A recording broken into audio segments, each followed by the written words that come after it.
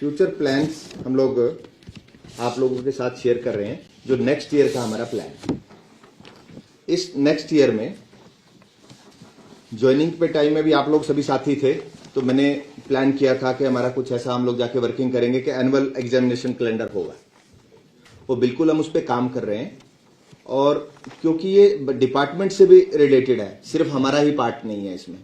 Requisition हमें timely आए, तो हम सरकार से भी बात कर रहे हैं कि हमें टाइमली रिक्विजिशन आए, और उसी के अकॉर्डिंगली हम इसका प्लान आउट कर लेंगे। बड़ा जल्दी इसमें एनुअल कैलेंडर डिक्लेयर करेंगे हम लोग।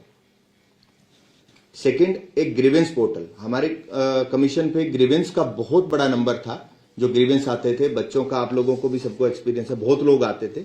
वो नंबर काफी हद तक डिक्रीज हुआ है, क्योंकि हमने रिजल्ट के लिए टीजीटी रिजल्ट और ये 24,000 का जो रिजल्ट निकाला है, उनके लिए हम लोगों ने ग्रीवेंस पोर्टल ओपन किए, जिसके बहुत अच्छे रिजल्ट्स आए। तो हमने डिसाइड ये किया है कि बड़ी जल्दी और मोस्ट प्रोबेबली जनवरी में ही हम ग्रीवेंस पोर्टल ओपन करेंगे कैंडिडेट्स के लिए, तो उनको कमीशन विजिट नहीं करना पड़ेगा। उसके अलावा उसमें एक ऐसा भी फीचर का प्लान कर रहे हैं कि अगर कोई कैंडिडेट चेयरमैन से अपॉइंटमेंट लेके किसी इश्यू को डिस्कस करना चाहता है, तो थ्रू वीसी वो कर पाएगा। इस पे भी प्लान आउट कर रहे हैं। अगर कुछ ऐसा कुछ हो पाता है तो ये भी हम लोग करने को रेडी हैं। एक हम प्लान कर रहे हैं अभी नए साल में कि हम समाधान शिविर लगाएं। जो कोर्ट्स के केसेस हैं या कुछ ऐसे रिप्रेजेंटेशंस हैं, लीगल नोटिस हैं, जो अभी कोर्ट में जो लोग नहीं गए हैं, उसके लिए एक समाधान शिविर लगाने का प्लान है।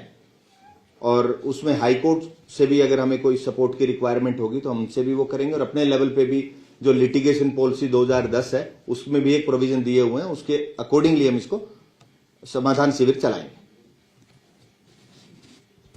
हर महीने या कैसे? नहीं, ये वन टाइम चलाएंगे। उसमें जो पेंडिंग लिटिगेशन होगी, उस पर जो भी है कैंडिडेट्स आ सकते हैं, अपने व्यूज रख सकते हैं। और इस लेवल का अगर कोई होगा कि हमारे लेवल पे डिसाइड करने के हम हैं, तो हम उसको डिसाइड करेंगे और खत्म करेंगे।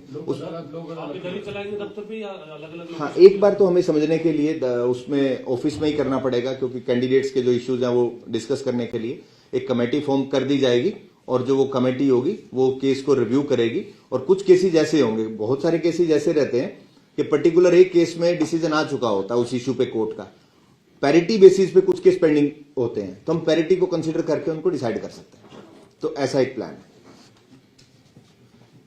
वन टाइम रजिस्ट्रेशन का जो भी अब नेक्स्ट सीईटी होगा, उसमें हमारा एक ऐसा कुछ प्लान आउट करने का सोच रहे हैं कि वन टाइम रजिस्ट्रेशन हो।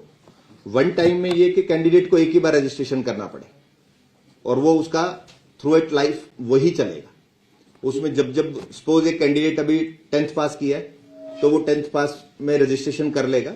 जैसे ही वो 12th करेगा, तो उसमें सिर्फ 12th की जो डिग्री होगी वो अपलोड करेगा, रजिस्ट्रेशन उसका एज इट इज रहेगा। जैसे ग्रेजुएशन कंप्लीट करेगा तो ग्रेजुएशन, और जब उसको एडवर्टीजमेंट हम पब्लिश करेंगे, तो वो वही उसी पोर्टल से अपलोड कर पाएगा। तो ये एक वन टाइम रजिस्ट्रेशन का एक फुल प्रूफ, इसका एक ट्रायल करके भी प्लान कर रहे हैं। कि हमने डेमो भी स्टार्ट किए हैं अभी, तो बड़ा जल्दी हम इसको सीईटी से पहले इसको स्टार्ट कर देंगे।